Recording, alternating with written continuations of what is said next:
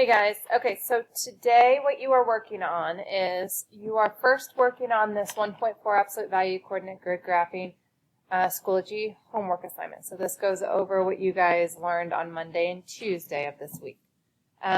Real quick though, side note, hopefully you guys completed the quiz yesterday. If you did not, you need to talk to Ms. Carter or email me about that.